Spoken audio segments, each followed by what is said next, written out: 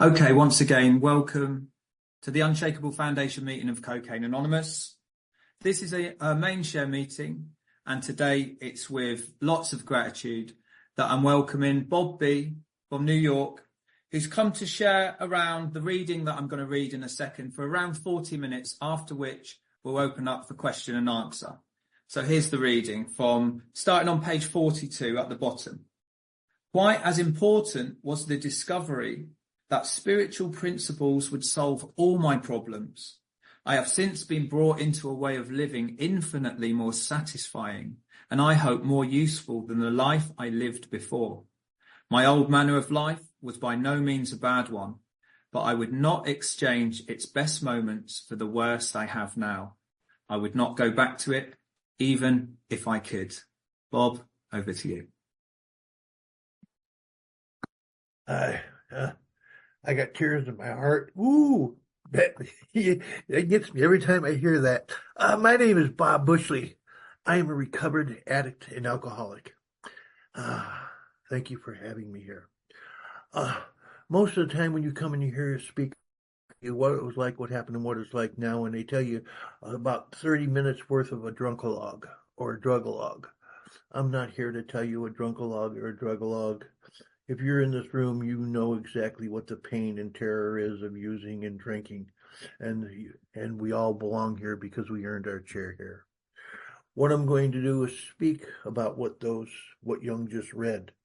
Quite obviously was the discovery that spiritual principles are the answer to all my problems. When I first got here, I heard they didn't have Cocaine Anonymous. I went to AA when I first got here. I've been here for 50 years now. I just celebrated 50 years on May 18th. And that's by the grace of God. But I was sitting in the rooms and they would read chapter 5 and we would always read, we practice these principles in all our affairs. And I would say, well, what's the principles? And the people would say, well, they're the steps. And I said, I don't understand that. You have to make it simple for me. I don't understand that. And so I went on, and I didn't get a clear answer for quite a while. But what happened was that as we started this program, and we before we do any steps, it says we stood at a turning point. We asked for his protection and care with complete abandon. Then here are the steps we took. Well, after my second meeting, and the first two were, I just felt good in. I didn't know what you were talking about because it was all Greek. I couldn't understand what you were talking about. I knew nothing about the program, but I felt safe. And I went to his house and I broke down. All my walls came down.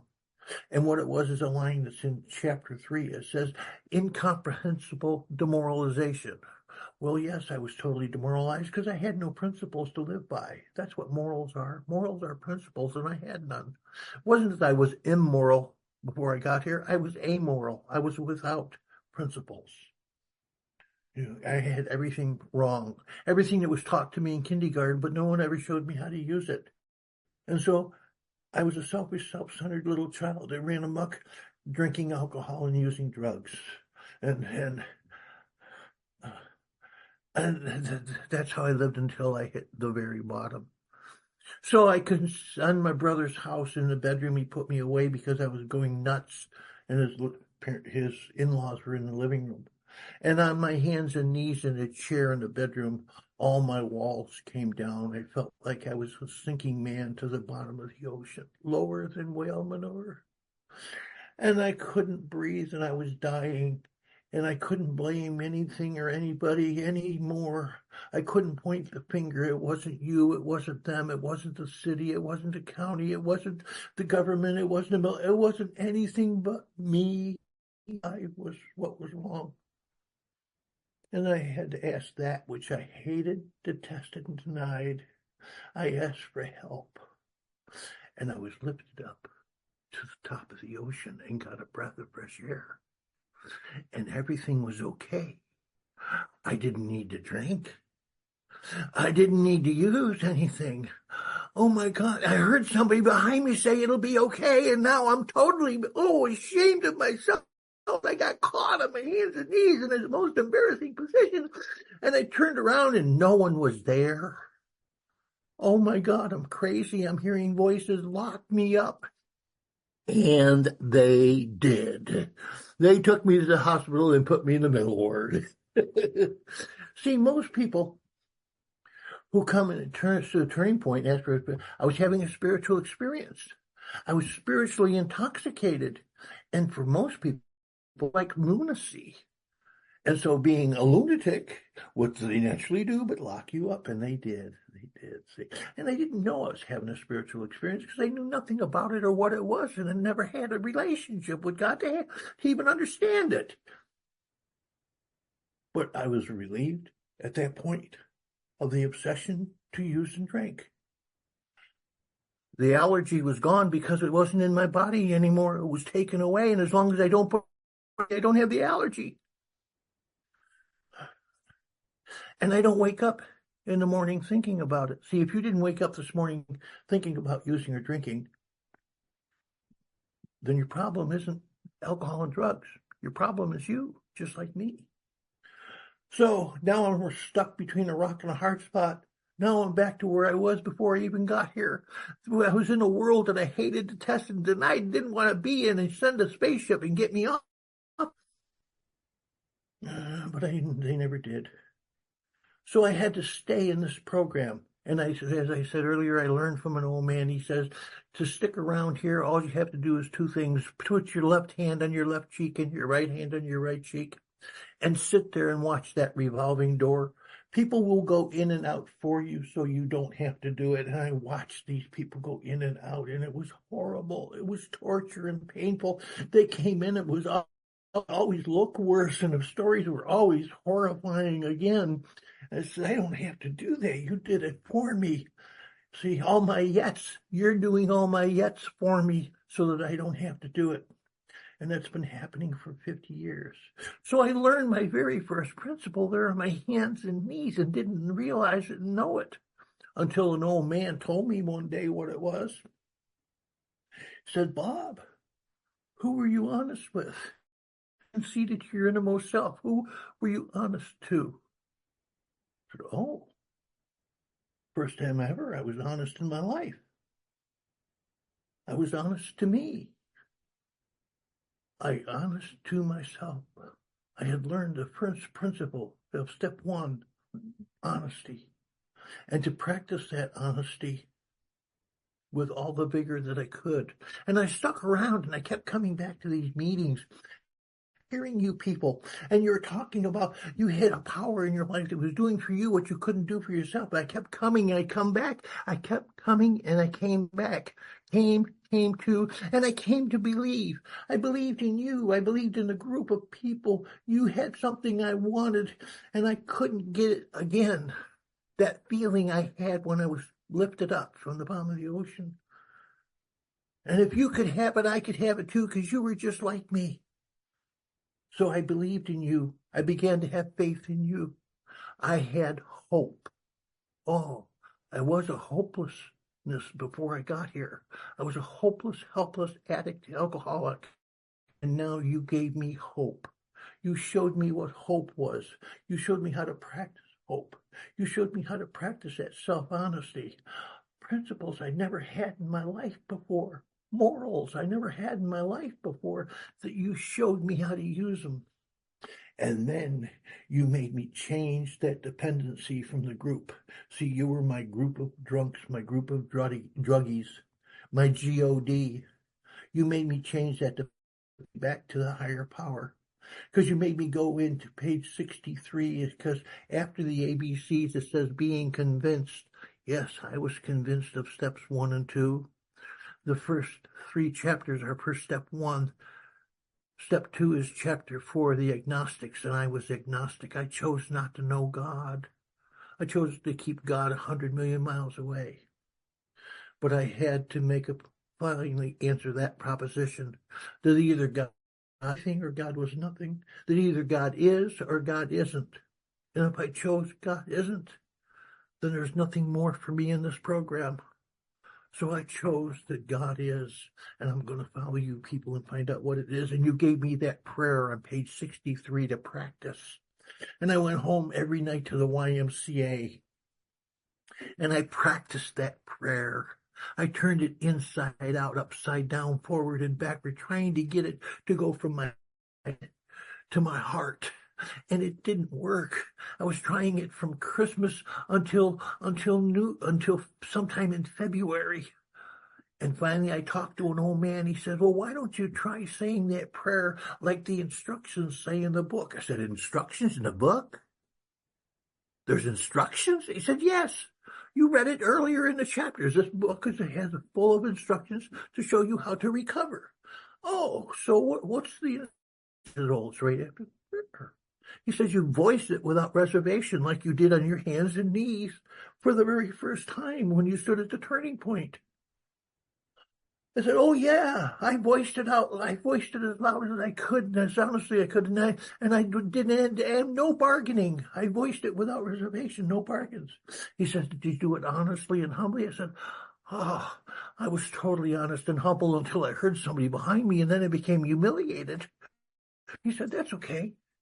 He says, part of it. Why don't you practice it like that? And so I went back to the YMCA and started doing it like that. And after a few nights, all of a sudden I was lifted out of my bed and put on the floor on my hands and knees one more time.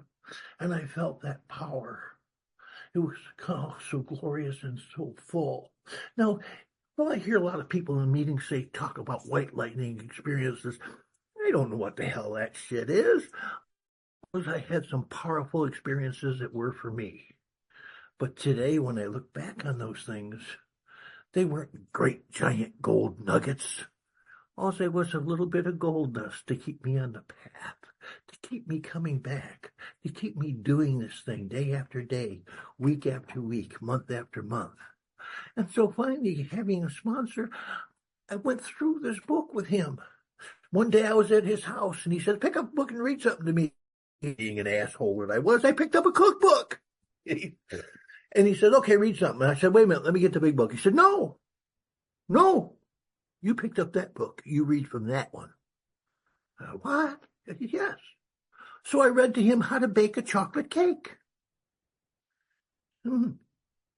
He said, I didn't get all the instructions. Would you read it again?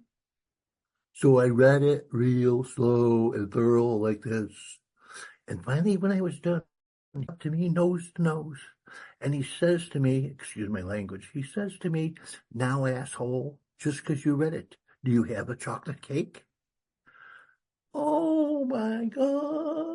This is a set of instructions to have the cake. I got to bake it. I got to get the flour out. I got to get the lard and the milk and the mixer and the bowls. And I got to turn the oven on. I got to do everything it said to do in order to have it. And if I don't do it, then I don't have the chocolate cake. Oh, so that's what this is. And so I started looking for all the instructions. So in the third step, I found faith. For the first time, faith that I could do something that I didn't have to describe and didn't have to put any names to it, that it just was. See, I call my higher power today Papa, because it's very comfortable to my heart and feels good when I pray to Papa, please. See, and I use the prayers that are in the big book, the prayers that were given to us so that I can be free of self. So with that, I found faith. I had hope. I had honesty. I had faith. Now I got to go turn over to my higher power's care my life as I understood it, as I was living it before I got here. See, I turned over to his care. I didn't turn my will over either, because it doesn't say that. It says I turned my will. It means I've got in alignment with God. I made a decision to turn my will and turn my life over to the care of God. So do a four-step. And I thought, man, just like everybody, what, this is scary. He said, no, it isn't. He says, the only thing you're doing here is finding out what shuts you off from the sunlight of the Spirit. You got to find out to do this thing. He says there's prayers in here. So he says there's 5 prayers in that step. And what? I don't see no prayers in the step. I see the 3rd step prayer, but I don't see no prayers in the 4th. He says we ask God. He says when you ask God, you're praying. I use those prayers. I use the four-step prayer for the people and the places and things that I had resentments towards that I couldn't. They were the blame, and I had to pray for them because they were just as ill as I was. And some of them were even sicker, but some were less. And so I had to use that prayer. And I had to use the fear prayer because I can't remove fears. I can't face fears and have them removed. I have to have God remove my fears. And I ask God to remove them. That's the fear prayer. That's the second list in the fourth step. And then I have a relationships prayer. That's a sex inventory. I like calling it relationships because I messed up every relationship I had. So I'm using these prayers, relationship prayer, and forgiveness. I had to find forgiveness for all those people who were in my life that I had a problem with, that I was angry and that I didn't like, and they disgusted me, and places. It was just, I had to find forgiveness for all of that. See, because it says that we forgive ourselves, and I'm sorry, but I can't forgive myself. I don't have the power. I have to have a higher power give me forgiveness. And when I forgive others, my higher power forgives me in kind. The more I am forgiving, the more I am forgiven. The more I am loving, the more I am loved. Oh, all those things I want, as much it away is as much as I get it back. And using all those prayers, I found courage to look at who I was in my past. I had courage for the first time in my life. I wasn't a scared little boy anymore. You people showed me how to do this. You gave me a book that had recipes for instructions for living and how to make me a human being. Oh my God, I didn't know that. And having done that, then what was I supposed to do with all this stuff? Well, I'm going to go tell somebody my whole life story. I'm not going to read in my inventory. It doesn't say that. It's just go tell them my whole life story. In that fifth step, it's the most perfectly written step. It tells me who, what, where, when, why, and how to do it. I said, holy mackerel, it's got everything in there. And what it gave me a clean slate when I finished talking with somebody about my whole life. Every twist of character, every cranny. I lit up my whole past. Everything that was good, bad, and indifferent. I laid out, and I was totally exhausted. And at the bottom, one more time, I felt just like I was when I was at the bottom of the ocean. I was ready. Those things that were shutting me off, that were keeping me from having a relationship with God. I didn't want my life anymore. God, please, how do I get rid of these things? Done everything I could in those first 5 steps. Did I cheat myself anyway in any of them? In the 12 and 12, it says we only have to do the first step perfectly. But for me, I have to give 100% to every one of these steps to get everything out of it I can. If I only give 95%, what am I saving 5% for? To go get loaded? Oh, no, I have to give it all, see? Everything that I gave to do what I did before I got here, I have to give now. And I have to give every bit of it. That's in order to keep my life safe. See, to have that relationship, to get plugged into that higher power. It says I now have a new power. I now have a new purpose. I have a new director. Everything is new in my life. I have a new house. I walked through an archway to freedom that I built. Step 1, step 2 were my cornerstone. Step 3 was my keystone. I'm going to walk through. Am I going to drag my old life with me? Am I going to bring a broken refrigerator into my new home? No, I have to leave it all back there to start a new life. You have to leave the old life. If you haven't left the old life, you can never have a new life. So step 5 gave me integrity. It gave me a clean slate to start on. And I was willing in step 6. And there's a prayer. 6 says, if I'm not willing, then I pray to be willing. There's a prayer in step 6. In fact, between pages 63 and 88, there's 19 prayers that I get to use. I use them today. They're all up on my wall. The reason they're on my wall is so I won't forget. See, that's part of my problem. I have a forgetter. I easily forget the pain of the past. But that's why I keep coming to meetings to hear fresh people say, oh, that's exactly what it was like for me 50 years ago. don't have to go back to that. And you say you just came back in because you went back out. I'm so sorry that you had to go back out. But you know, if you're here tonight, you never have to go back out again. All you have to do is what that book promises, lack of power. That was my dilemma. I had to find a power by which I could live. How and where was I to find that power? Well, that's exactly what this book is about. It's enabled me to get in touch and have a relationship with a power that I knew about before I got here. And it is so enriching and so filling. So I found willingness, and I found humility in that 7-step prayer that's given to us. And I found out that God doesn't take everything away. It tells me that there. He leaves stuff with me. And that's so you can identify with me so that you know that this path will work for you too. It doesn't take all my defects away. These prayers tell me that. Just show me patience, tolerance, kindness. I'm still impatient. I'm still intolerant. I'm still unkind. And I'm still unloving. I still have to learn how to practice some principles. See, all these principles are coming alive. You're showing them to me, and you're practicing them, and you're demonstrating them. And if you can do them, I can do them with you. I can live these things. I don't have to just practice them. I live them. See, it says it'll take care of all my problems. And how does it take care of all my problems? I stop creating problems. When I start my principles, I stop creating problems. I'm the creator of all my problems. And the third step was another key in there. It says the exact center of my wrongs is my selfish self-centeredness. Is the exact center of my wrong. But what feeds my selfish self-centeredness? What feeds the root? If that's the root of my disease, it has to be something that feeds it.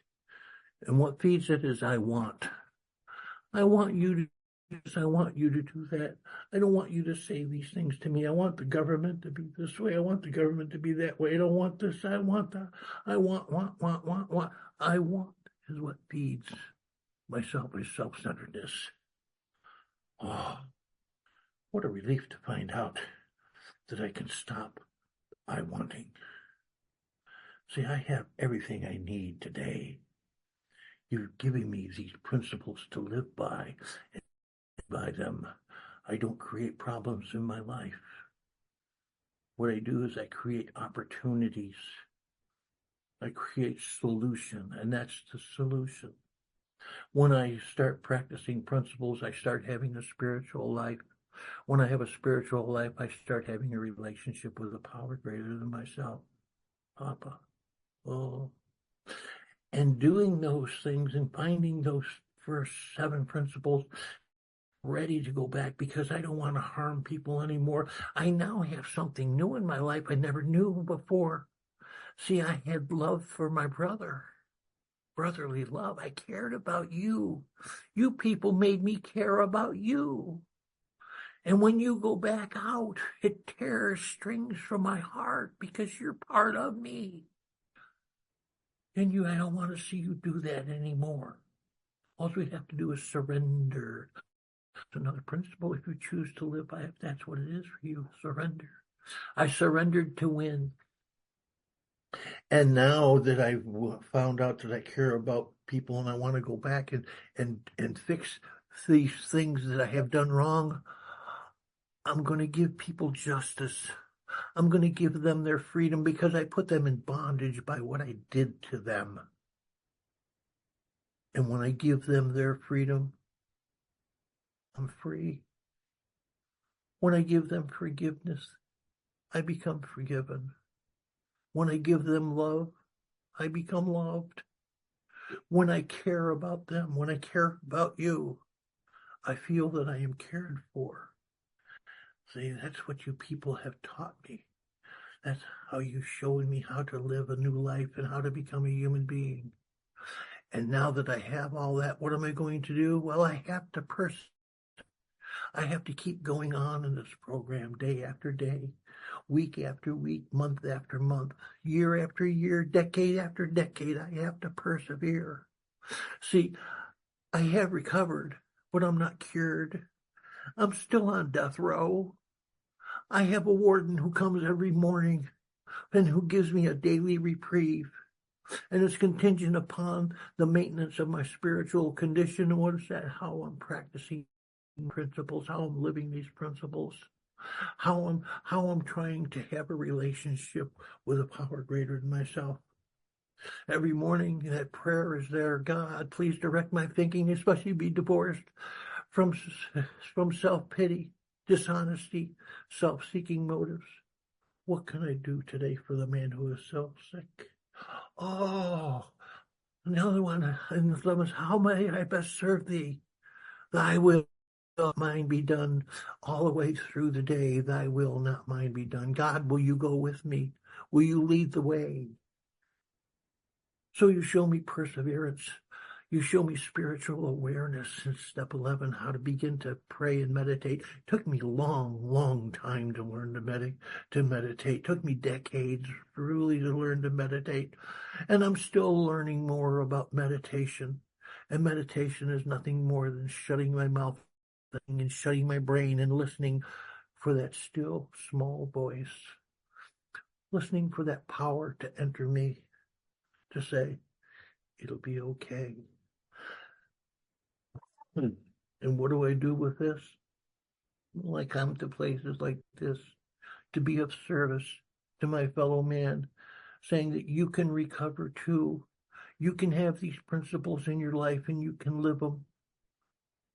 All you have to do is the work that's described in that book and follow the instructions and bake your chocolate cake.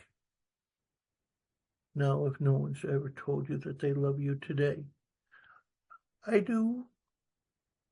And I would tell you to have a good night. But good day has one too many O's. What I'm going to tell you is have a God night. I love you. A God night. Thank you for allowing me to be